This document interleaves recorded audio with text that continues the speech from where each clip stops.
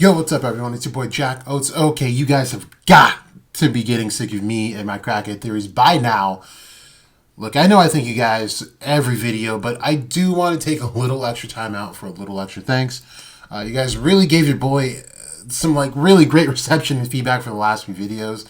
I know my theories aren't always the most popular, but I do hope at the very least they provide some type of entertainment and some kind of education.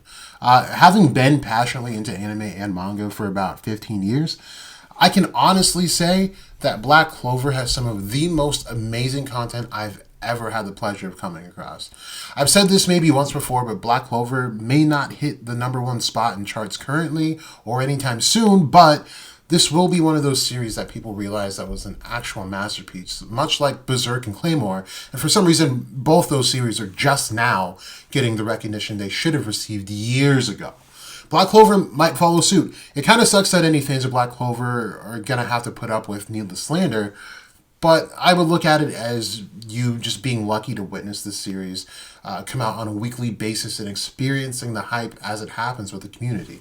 Not to talk down on anyone, but the honest reality of those that slander the series really just don't understand what's going on at all beneath the surface level, which is why I try to do my best to shed the light on some references that Tabata is making throughout the series. But anyway, let's hop into this video. So, not even 2 videos ago, I was saying how I don't get to make Yuno videos a whole lot because Tabata it just hasn't given us too much on him. But it looks like I was more than likely wrong. He gave us just enough to work with, at least enough for me to make some crackhead theories about. So here we are with our 3rd Yuno video in technically 2 weeks. Had this dropped when it was supposed to, it would have been back to back. But nah, technology and me don't get along for some reason. I don't know. I think it's YouTube, honestly. But anyway, we eating. Today, I do want to talk a bit more about Yuno's possible Hyperborean background, as well as the magic stone that he has. So little did I know when I went to research this in the online university library that I use for most of my sources, that I'd find more on the legend of Hyperboreans. But even more, I didn't think that this rabbit hole would lead me to Argentinian lore. Wildly enough, the lore of Hyperboreans is much more detailed in Argentinian lore than it is for Greek. A man by the name of Nimrod de Rosial took charge of a group much like Aleister Crowley did, but he would go on to call this order the Tyrodal Knights of the Republic of Argentina. This group had very similar ideals to that of the Order of the Silver Star, but it does differ in some ways. In the last video, I talk about how a large army of Atlanteans had planned to wage war on Hyperboreans, but they never followed through because they realized the Hyperboreans were just too strong for them. So in what was called the Tyrodal Letter, Nimrod speaks of chosen ones. These people were pretty much like I theorized with Yuno in the last video. Not necessarily being of direct Hyperborean descent, but being chosen by what they would call Hyperborean wisdom, or just chosen by the powers of Hyperborea via a god or gods. Nimrod does say that if one has both the blood of the Hyperboreans as well as the divine wisdom, meaning the person in question was chosen, then they could realize the utmost potential of that power. But in the text, Nimrod does say that the chosen one may only serve as a vessel for the god, and eventually the god will take over to carry out its mission.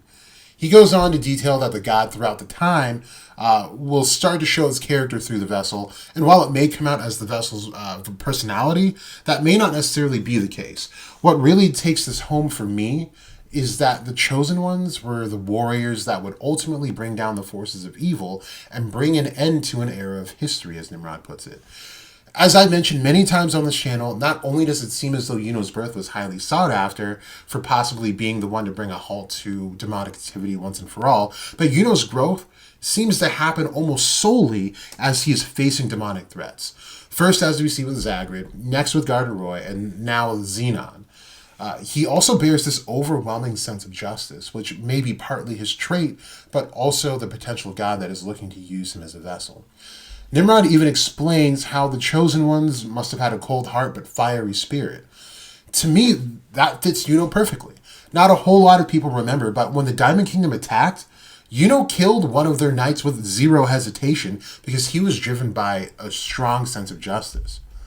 So Nimrod's details of the Chosen Ones vaguely yet bluntly state that when the Chosen Ones realize their call to action, which is during their fight against evil, other beings, which are their faithful servant warriors, will make themselves known as well and come to their aid. And after all is said and done, they all ascend out of the material realm. This goes into exactly what I was saying about there being the possibility of going into a death-like state, as the theory of him being the or a Pleroma suggests. But Nimrod is very specific as to exactly when that ball will drop. He says that in the moment of maximum dramatic pressure, when the plans of the enemy seems to be fulfilled, they will intervene to put a stop to history. There will be a struggle of gods in which will participate, and with man, a fight that will start in heaven and extend to earth, but not in verse. So this means that within the context of Black Clover, the devils may very well get the upper hand, and when all hope seems to be lost, Yuno might show us some real magic, and gods, or at least a god, will be introduced via Yuno.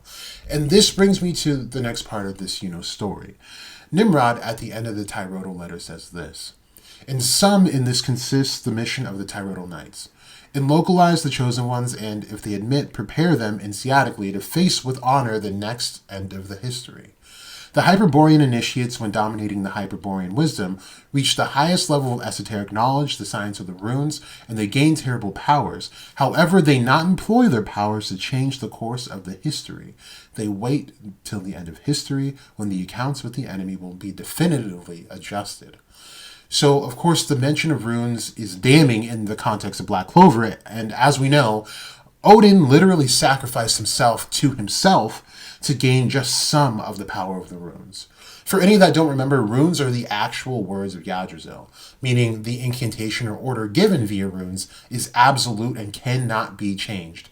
The Mirai, or better known as the Sisters of Fate, are familiar with the runes as they work with Yggdrasil directly.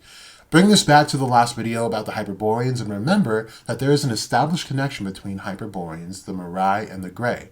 This would directly tie Yuno to fate in several realms of the universe.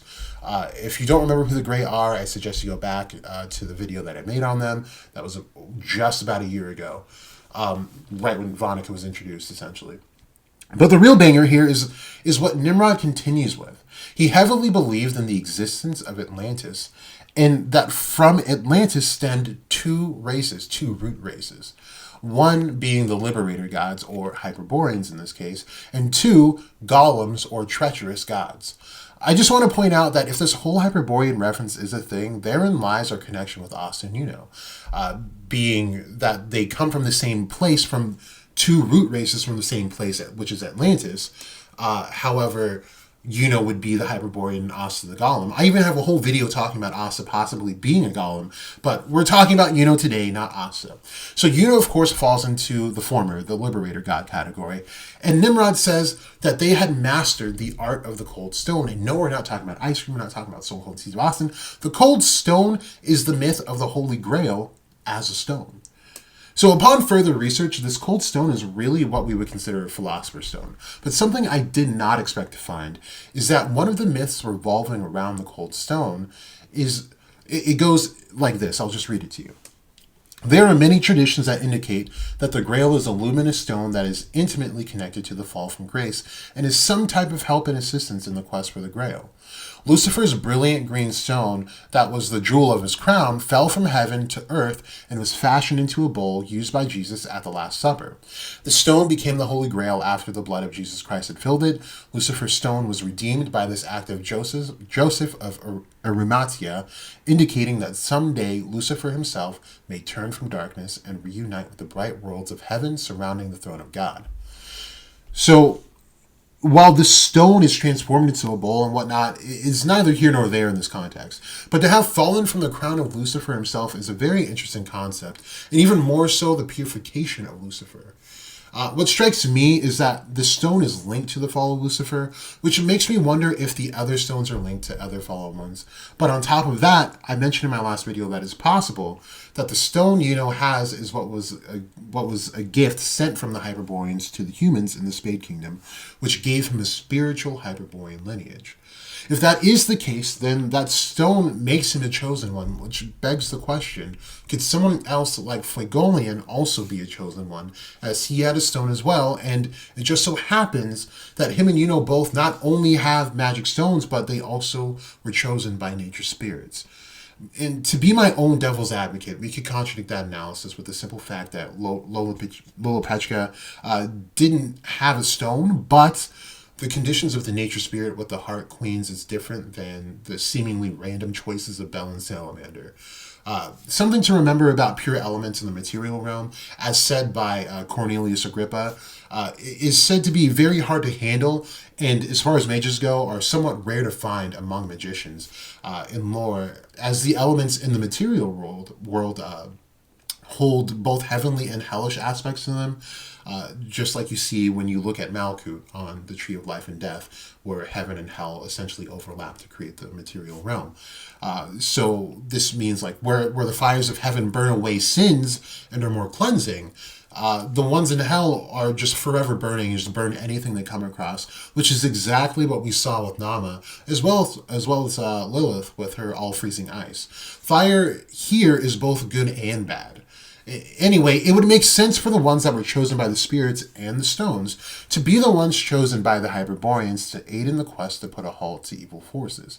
And even if we look at Fuegolian and Yuno as characters, Fuegolian still has a very overwhelming sense of justice, much like Yuno does. So, if Yuno's stone is connected possibly to Lucifer, then that would make Lucifer and Yuno natural enemies. And a reason this is the silver lining that the first 50 recordings of this video didn't go through, that I can add in this little bit. So, being that Lucifer is connected to Atlantis, and how we were given two root races from Atlantis, one, the treacherous gods, or the golems, or the, what they call it, the, some other gods, but they're liberator gods, but Hyperboreans in the context. What I was thinking is that when I look into my book, the translation of the Book of the Red Dragon, the picture of Lucifer is a very short, just kind of miserable old man, and I think it would be kind of cool that Lucifer, that silhouette that we see, is not his true shape, kind of like what we saw with Liebe, and how Asta kind of pointed it out too when he first met him in the material realm, where he was like, yo, like, you're huge, and like, how dare you portray yourself like that when you're short like me. I think that would be kind of cool, but it would also make sense, and it would give them that clash that we need, right, where Yuno is the liberator god and Lucifer is a golem, in a sense, or just a treacherous god. So yeah. During my research, like I was saying, I just found that Lucifer was tied to Atlantis, and of course, as we know, Atlanteans and Hyperboreans just don't get along. This could be the match of the century, but here's the twist.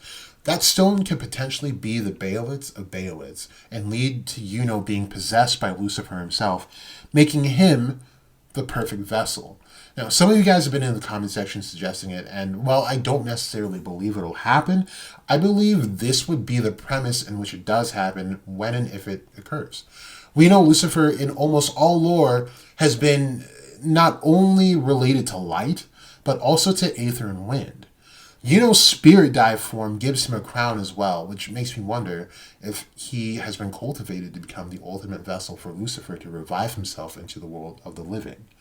But anywho, I'll stop the video here. I hope you guys enjoyed this one. It's been really fun, honestly, and interesting just to find more things to find about some potential possibilities that may apply to Yuno within the story.